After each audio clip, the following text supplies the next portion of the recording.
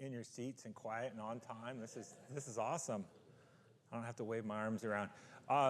So let's get started with a word of opening prayer. Mark Miller is going to lead us in prayer. Sure, pray. Our Father in heaven, we humbly approach you this morning. Thank you so much for your word, which guides us and which directs us. We pray you would be with us and be with our brother Mitchell as he teaches us this morning from your word. We pray you might be with the many who are traveling, keep them safe. The many who are under the weather and not feeling well, Father, we pray your hand to be with them. Pray a special prayer for our brother Jim Bruins. Be with him as he has been isolating. Please help him be healthy, help him be strong, and bless him in every way, we pray. We're thankful for this congregation. We pray your blessings upon us, and as we continue to look at the book of Revelation, help us to open our hearts and our eyes unto your word and to what is being revealed.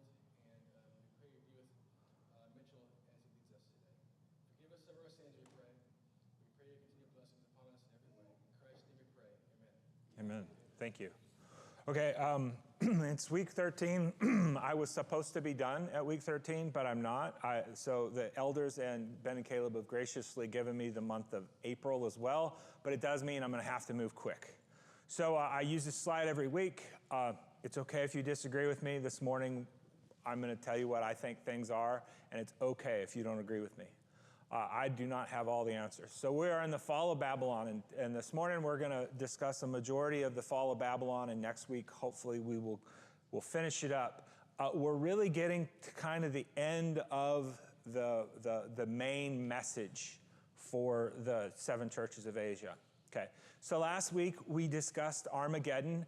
We discussed that that's really just a word that means the place of Megiddo, or the valley of Megiddo, or the hill of Megiddo, but it's Megiddo. Say, where's Megiddo? And it's like, there it is.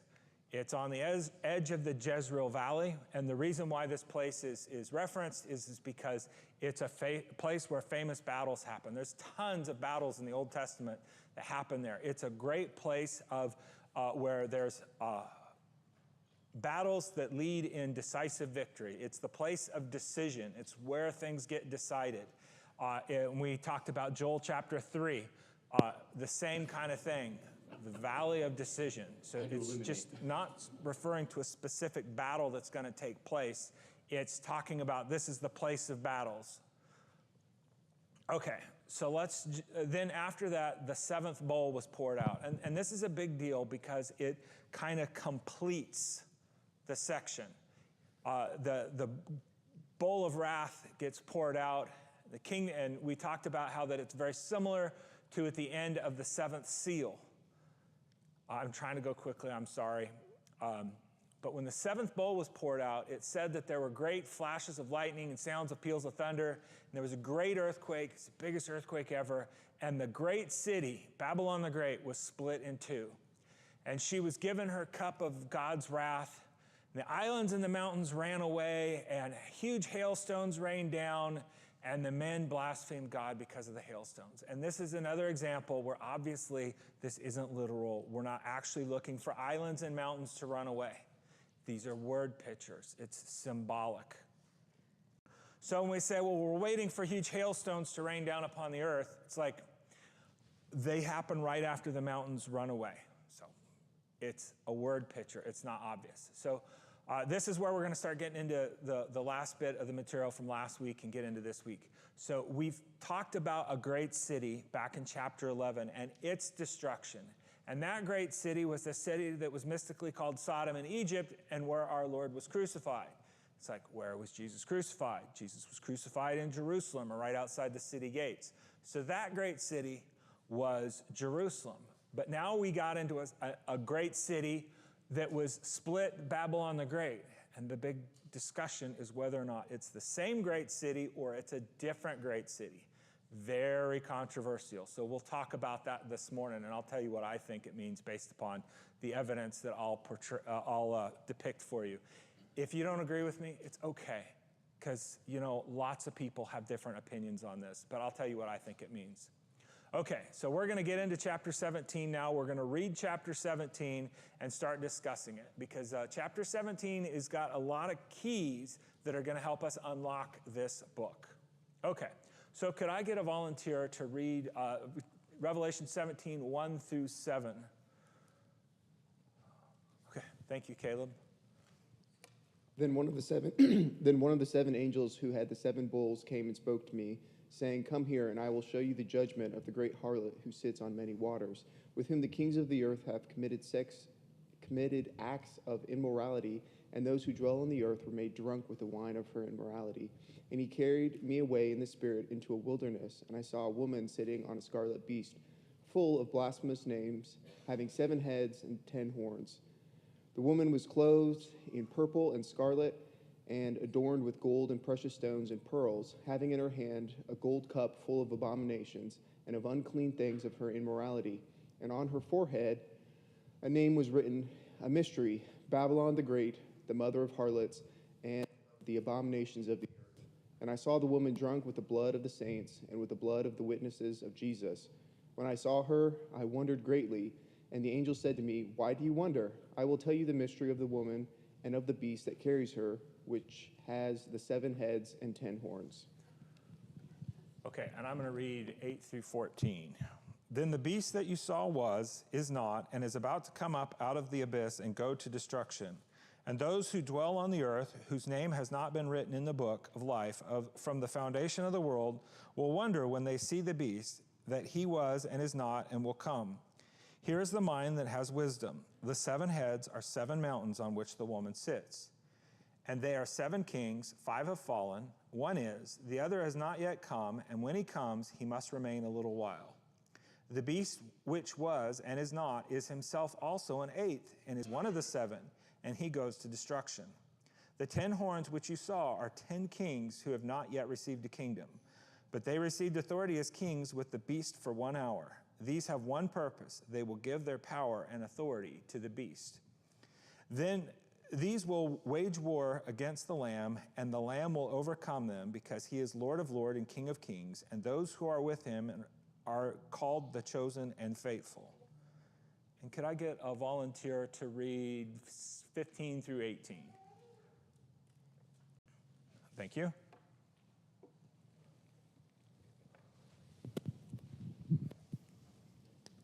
And he said to me, the waters which you saw, where the harlot sits, are people and multitudes and nations and tongues. And the 10 horns which you saw, and the beast, these will hate the harlot, and will make her desolate and naked, and will eat her flesh, and will burn her up with fire. For God has put in it their hearts to execute his purposes, by having a common purpose, and by giving their kingdom to the beast, until the words of God will be fulfilled. The woman whom you saw is the great city, which reigns over the kings of the earth. Okay, thank you.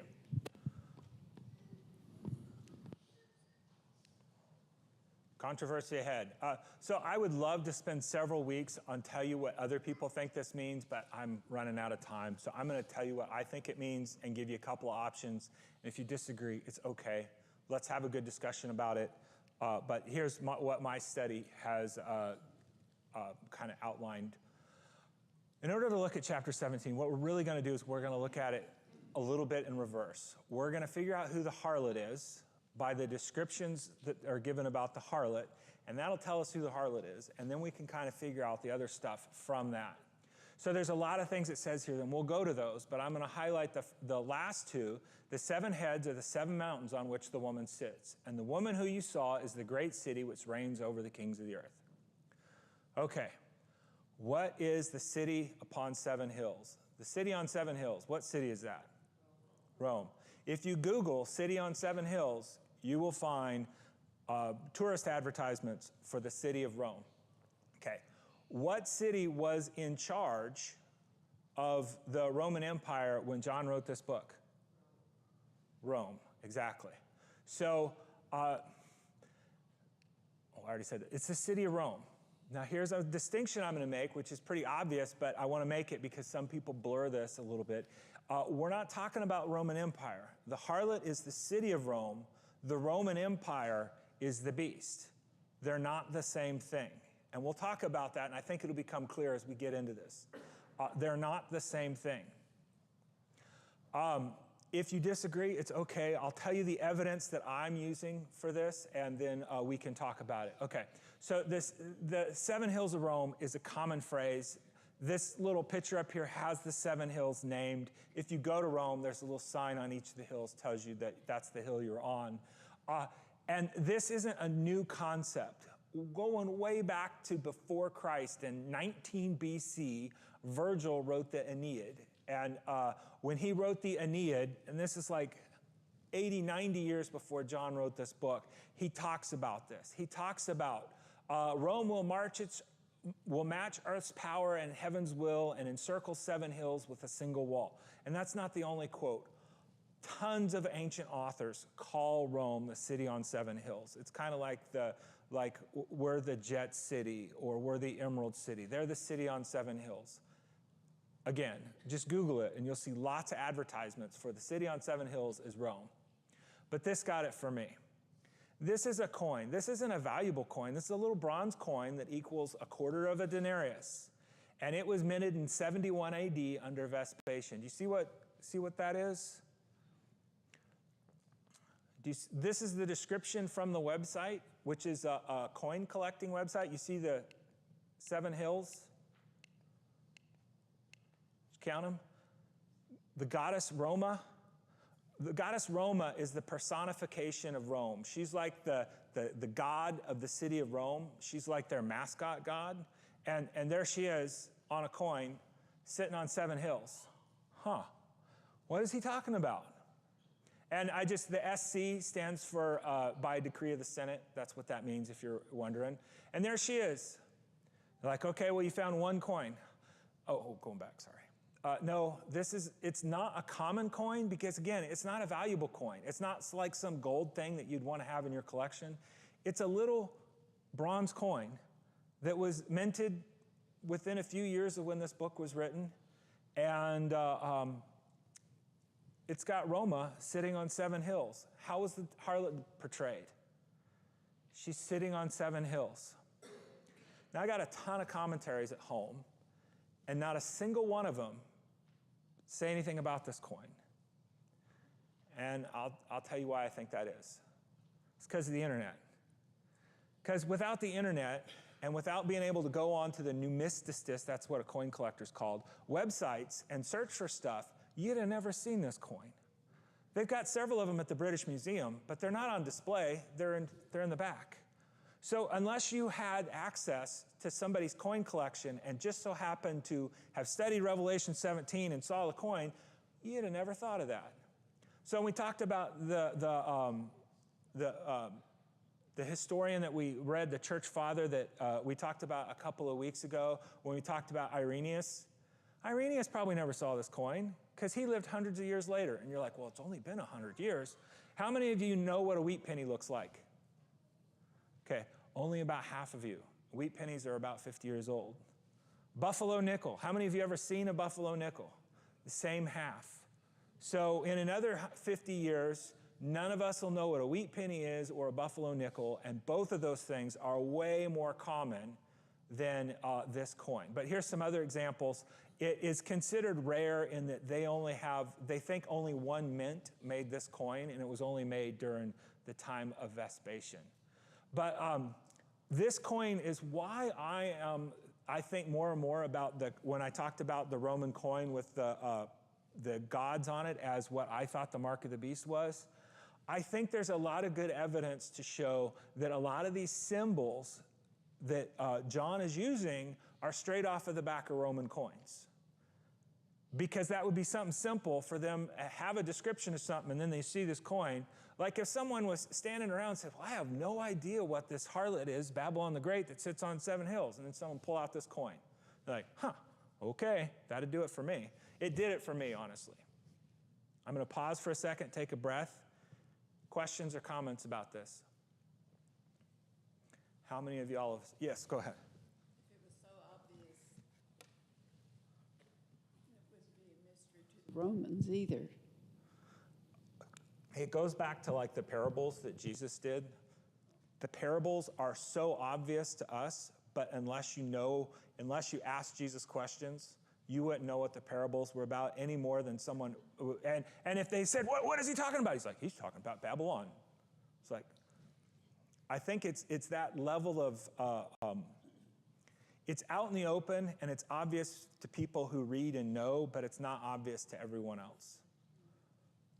Other questions or comments about that? How many of y'all had seen this coin? Well, I showed it to you.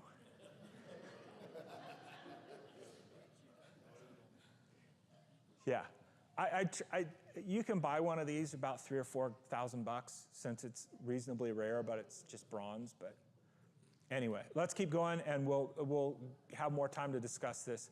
Okay, here's a modern statue, but this is a statue of Roma. Again, the goddess of Rome. Notice how she's dressed. Notice how when they clothe her, what she's dressed in. She's dressed in purple. What is the harlot dressed in? Oh, let's go back one. Okay, here's Roma leading Titus back from the destruction of Jerusalem. It's on the Arch of Titus in Rome. You can go look at it and take your own picture. On the other side of the arch, here they are marching into Rome, carrying the menorah from the temple in Jerusalem. You can go there. You can look at this. Roma was the personification of Rome. Here is Roma bringing back from the destruction of Jerusalem. Here's another one. Now, this isn't exactly the same thing, but we talk about the cup of wrath. Well, our idea of a cup and their idea of a cup might not be exactly the same. Here is Livia holding a bowl, and this bowl is what we would call a bowl, they would call a cup, and it's used for pouring out libations.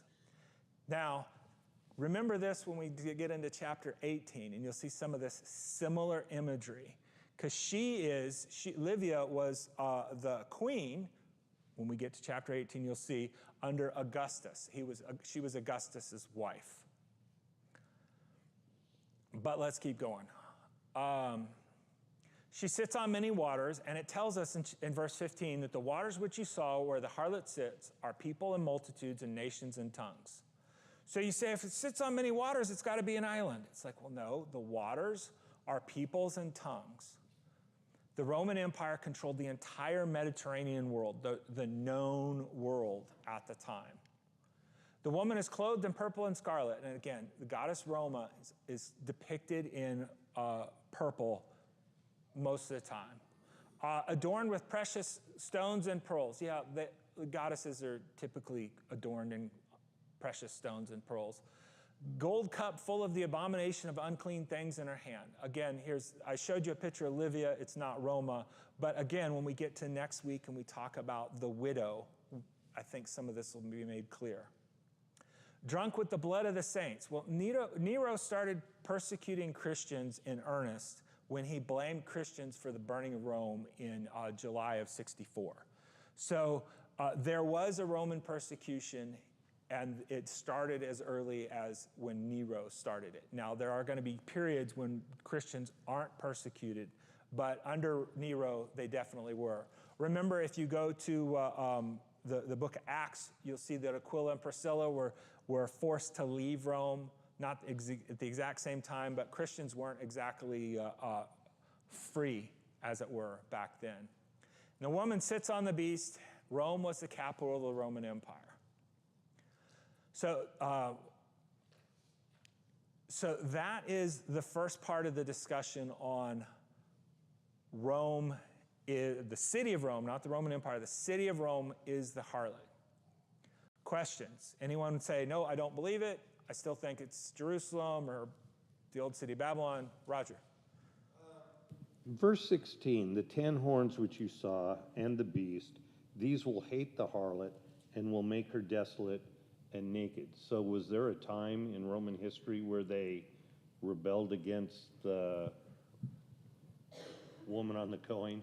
Excellent question, and we're going to get there in just a second. Excellent question. That is the primary objection to why a lot of people say, no, it's not Rome. It's the primary objection, but let's get to it. Okay, so he says, here in the mind which has wisdom. So what are we told about the beast? So it says the 7 heads are 7 kings, 5 have fallen, 1 is, the other has not yet come, and when he comes, he must remain a little while. And the beast is himself also an 8th and one of the 7, and he goes to destruction. That is critical for us. That's a lot of clues. The 10 horns which you saw are 10 kings which have not yet received a kingdom, and they will receive authority as kings with the beast for 1 hour. Then the 10 kings will wage war against the Lamb and will lose. The Lamb is Jesus, so we know that part. So we know that Jesus is going to win, but we have these 10 kings. And now, are they going to attack the harlot? Are they going to attack Rome? So let's talk about that for just a second. Okay. Here's what I believe is important in verse 7, where it says, I will tell you the mystery of the woman and the beast that carries her, which has 7 heads and 10. This is deciphering the vision. This isn't part of the vision. These are clues. This is like when Pharaoh has the vision of the cows, the skinny cows and the fat cows, and then Joseph says, this is what that means.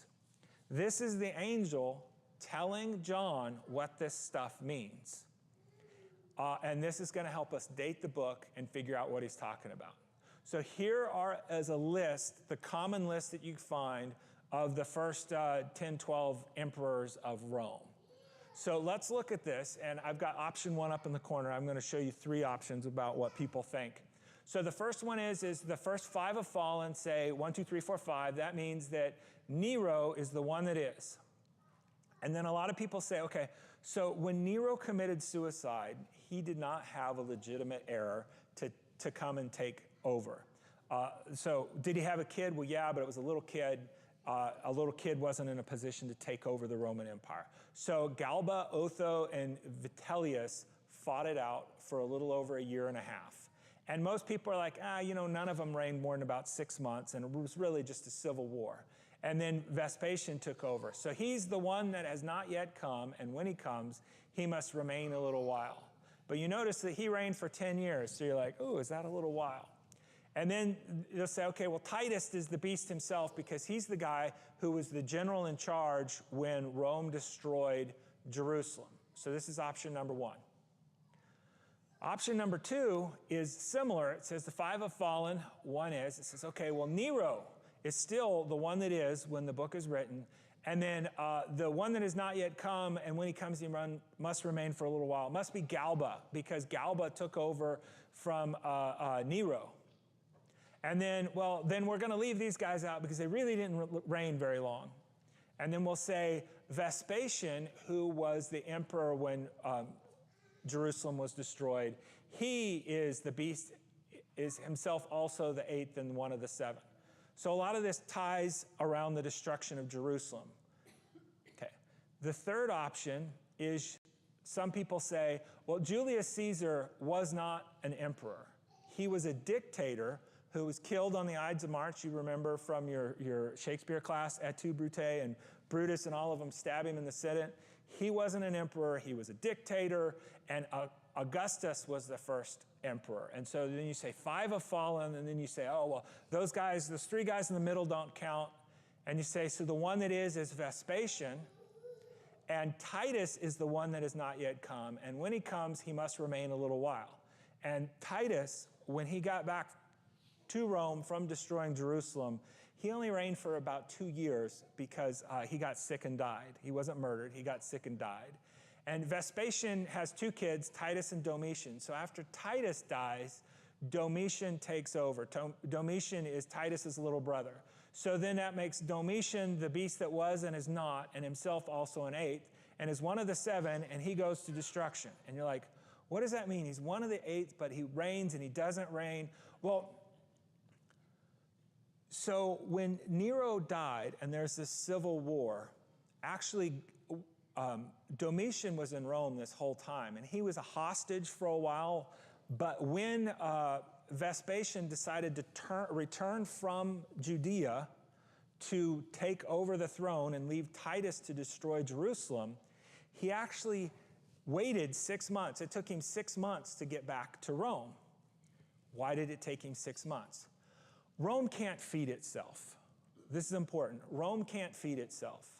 They got their food was imported from Egypt. Egypt was a Roman colony, so what did he do?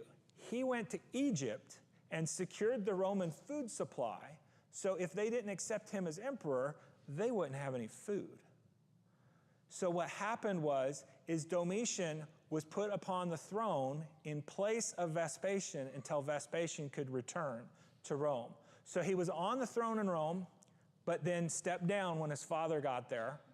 But then after his father died and his brother died, he became the emperor. So that's this theory, and I've spent a lot of time on it, so you're like, I bet you I know which one he thinks is right.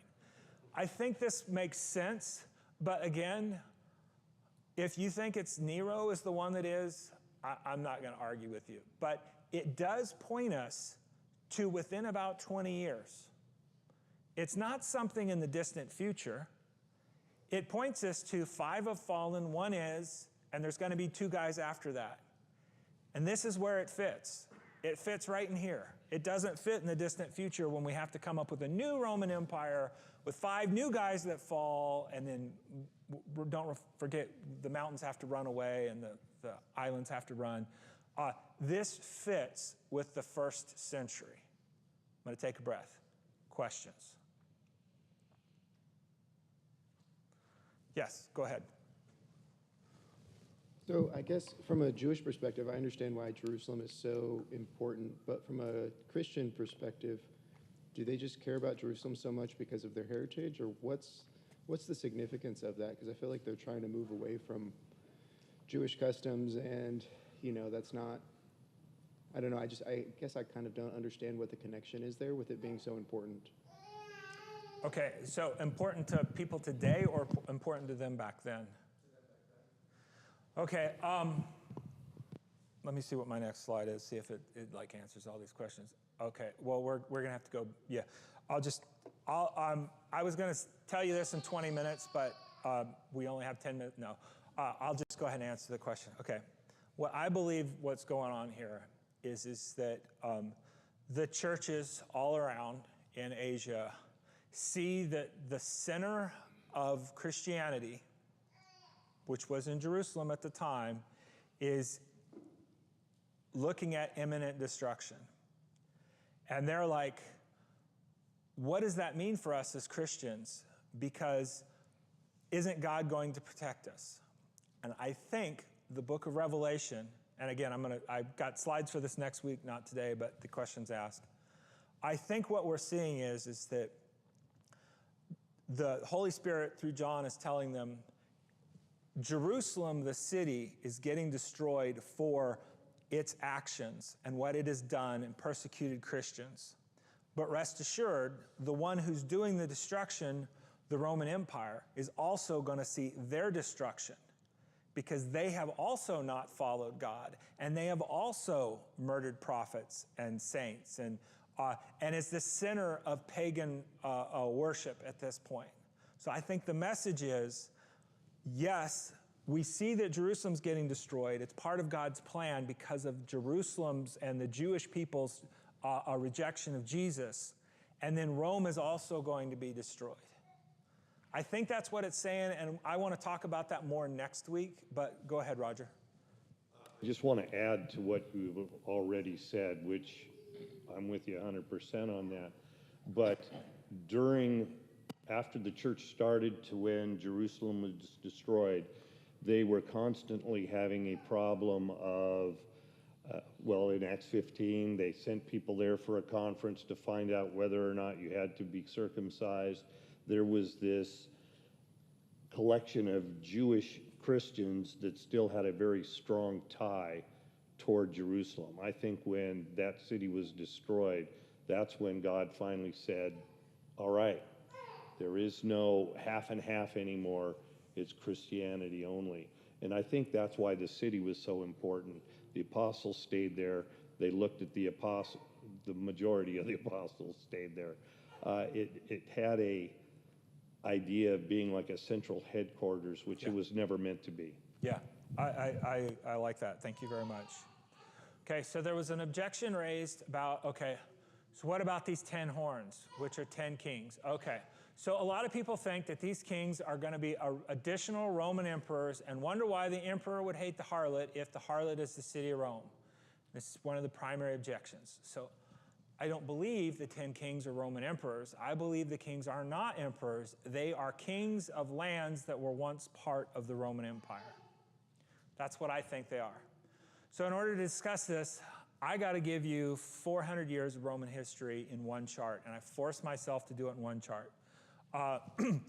If you have insomnia, Edward Gibbon's Decline and Fall of Roman Civilization. It's 400 years old now. It was written in the 1600s. But there's an abridged version that they took the these and the thous out, and it's only about 800 pages. Highly recommend it.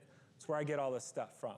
Okay, so you think about, we always talk about the Pax Romana, the Roman peace, right? The greatest territorial expansion of the Roman Empire goes up to about 180 AD. They are the dominant people. Nobody messes with Rome. Okay. Then in the 3rd century, the 200s, there's plagues, there's civil wars, and there's barbarian invasions. Barbarians are what we call German people. So there's all these invasions, and the Roman Empire starts to weaken. Diocletian reunifies the empire, but the cracks are now visible. Everybody sees that they're bleeding. Okay. So Constantine the Great takes over in 306 AD, and he's converted to Christianity. It's a long story there, but in 313, he legalizes Christianity. Here's the big thing. He moved the capital. The capital of the Roman Empire moved to Constantinople in 330 AD. He moved the capital. It's like, would Washington, D.C. be important if it was no longer the capital of the United States? Who knows? Okay, oh man, can't do that. 2 slides at once. Okay, so there's a series of war. It weakens the empire, and the Germanic tribes rebelled. So why are the Germanic tribes rebelling? Well, the Huns, you heard of Attila the Hun? Well, he's a later Hun. But people start invading from outside, and the Germanic tribes are like, well, we got to move away from these invaders. So the whole idea of Roman peace, it falls apart. The city of Rome is declining in power because guess what? The capital is in Constantinople now. So there's not a need to send all the tax money and everything to Rome. Constantinople is the place to be now. And so the Western Roman Empire, because see, Constantine splits the empire between his sons. He says, son number 1, you rule this half of the empire, and son number 2, you rule that half. Well, the Western half had a hard time moving forward because they didn't have the tax revenue. And then when you start losing provinces and you have to fight battles, what does that mean? You rack up debt. The coffers of your treasury go down. The Western Roman Empire was just, at that point, was just a shell of its former self. So a Visigoth, you guys probably haven't studied Visigoths very much, but King Alaric, I think I'm saying his name correct, he came in and he actually plundered. He sacked Rome in 410 AD. So the Huns had invaded Europe, and he had been part of the Roman Empire, but he rebelled. It's like, you guys aren't doing what we need you to do, and I want to take power. So Alaric sacks Rome. So the grain supply from Egypt has stopped at this point. People have moved away. The reason he was able to invade Rome and take it over and sack it and plunder it is because it wasn't the center anymore. The capital of the Roman Empire wasn't Rome anymore. The capital of the Western Roman Empire wasn't even Rome at that point. Oh, and by the way, he was a Christian. Because Christianity had spread long before Christianity was legalized. But after that, a lot of these outward provinces had converted to Christianity. So they didn't really care about all of these Roman deities and temples and stuff. The Vandals, you've ever heard of vandalism? Comes from these guys. Because these guys came in 45 years later, and they sacked Rome. And their second most famous thing, other than being vandalism, is they stole the menorah from the temple that had gone back with Titus. We showed you the picture earlier. And it's been lost to history. And another thing that you probably never heard of is the Vandals were Germanic tribes, as white as I am, and they were from North Africa. Did you know that there was a kingdom of white people that lived in North Africa 1,600 years ago? And he was a Christian too. I can't say his name very well, but he was a Christian. And here's something for you. When he invaded Rome, we now call him Pope Leo I, but at the time they just called him the Bishop of Rome. He went out and begged King Garisic, I can't say his name right, not to loot and rape and pillage. So people ran to the churches, and people who went to the churches were safe from the Roman invasion. So he just basically looted the pagan temples. Have y'all ever heard this? Oh man, you guys must sleep better than I do. Okay, so the harlot, the city of Rome, was destroyed by the kings, the 10 kings that once ruled the Roman Empire. And you notice I put the title king on those 3 guys. Now you can go look, and there'll be people who give you a list of the 10 kings that from history, who they think those 10 kings are. But quite honestly, there are lots of people that rebelled against this Roman Empire. There are lots of people that you could identify as these 10, and I don't particularly know exactly which 10 are the 10 kings that John's talking about, but these last 3 guys certainly would be part of that mix. So the church grew and prospered. A lot of the temples were vandalized and dismantled for their materials to make something. You know what they made? Churches. Because remember, Paul was killed outside. You know where the Vatican is now, and where they built a temple and they said where Paul died? That was outside the Circus Maximus. I'm probably not saying the name correctly, but it was where the chariot races were and where everything was before they built the Colosseum in Rome. Because, you know, Paul was killed before Titus and Domitian and all of those guys built the Colosseum. So on the old Colosseum is where Paul died. So that's where they built the church. It's now where the Vatican is. Okay. So Rome stopped being the capital of the Roman Empire in 330 AD. After 455, after the Vandals took over, it was really dismantled. There wasn't free food from the Roman government anymore, so lots of people left Rome. Rome went from being a city of 500,000 folks down to a city of 40 or 50,000. Rome was a shell of what it was. When they vandalized this city, they burnt the temples. Many churches were built from the rubble of the old temples. The Western Roman Empire fell, as it were. That's the key thing. In 476, King Odoacer, I don't know how to say his name either, deposed the last emperor. He deposed him, and he took over, and he didn't call himself king of the Roman Empire. He just was the king of Italy, because the kingdom had already fragmented that much. And he was a Christian too. And the Eastern Roman Empire existed until 1453, with Constantinople fell to the Ottomans. 1453 is like in the lifespan of Columbus, and they used cannons and guns at that point. And of course, Constantinople became Istanbul, because we got the song. Constantinople was once, Istanbul was once Constantinople. I should have rehearsed that. What's that?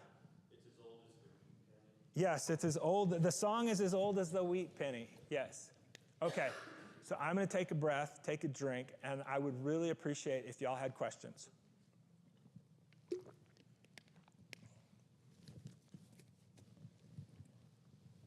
Oh, man.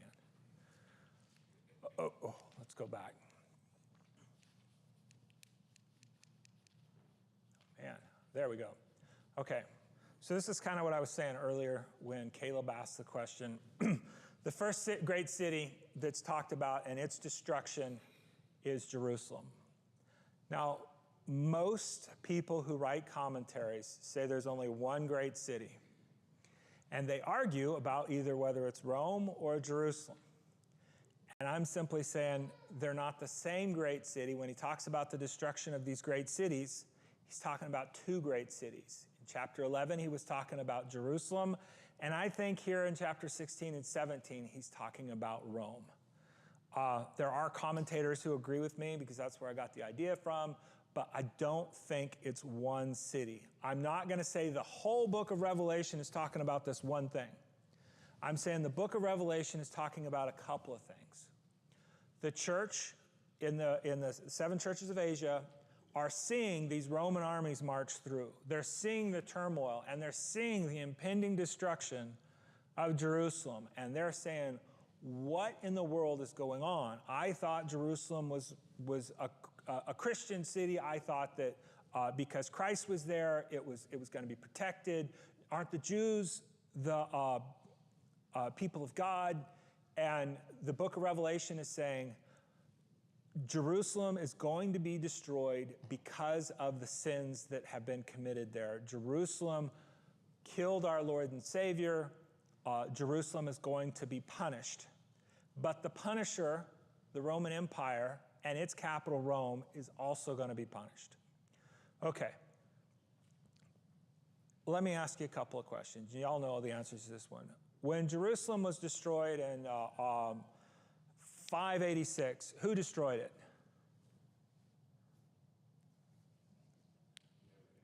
Nebuchadnezzar, the Babylonian Empire.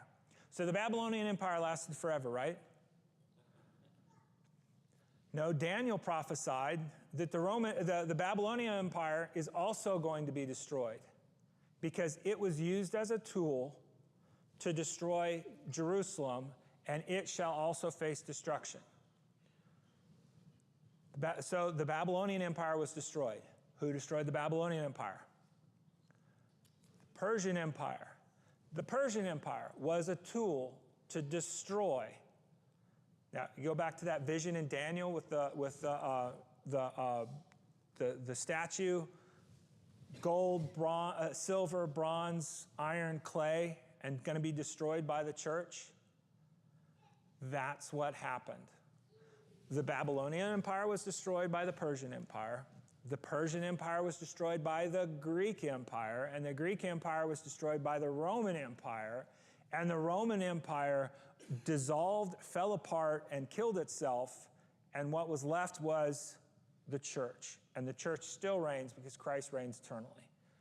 That's what I think the message of, well, that is the message, nobody debates that, about Daniel chapter 2, and I think that this is another prophecy that's part of that message, that Jerusalem's going to be destroyed because of what it did to Jesus, and Rome is going to be destroyed for what it also did to Christians in the persecution and being the head of idol worship. Okay, I'm done. Questions? Yeah, go ahead. So they're just calling Jerusalem and Rome Babylon because it's figurative of how sinful Babylon was? Yeah, so Babylon was code for Rome. Like, y'all ever watch Batman and Robin? Batman and Robin, anybody? Okay. So what was the city that they were in? What was Batman and Robin in? Gotham. What was Gotham representative of? It's New York. Gotham is representative of New York.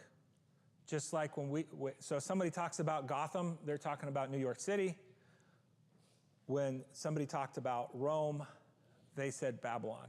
Because you could get away with saying Babylon, but you couldn't get away with saying Rome. Does that make sense? Yeah, go ahead. I hadn't really viewed it this way before until I appreciated what you were giving as history and some of those rulers that were also Christian and the influence of Christianity, the influence of the church. We've often thought of it in just the spiritual connotation of the church overcoming Rome, so to speak, in Daniel's vision. But the fact that there was actual physical representation of that as Christians influenced by Christ and the church eternally, that people Rome didn't have a chance to survive because of the influence at that point as well. from a physical perspective. Yeah. Now, I'm not saying those guys were like the best Christians in the whole world, obviously. Rape and pillage and Exactly. But I thought it was very interesting when Leo I begs them not to rape and pillage and to save the churches. And the king actually told his troops, don't mess with people in churches. And so people sought refuge in churches. And that was a huge blow to the pagan religion. It was a huge blow to pagan religion in Rome. Last comment, we got 1 minute. Now, next week, we're going to get into, raise your hand if you got a question. I'm going to blabber for a minute. Next week, we're going to continue these depictions about Babylon and its destruction in chapter 18. But I've already showed my cards that I think it's talking about the city of Rome. But we'll look at these comparisons next week, and hopefully I can continue to support that. And again, if you disagree, it's okay. My mom disagrees with me on this one, so it's okay. I told her I was going to say that this morning. Okay. Thank you for your kind attention.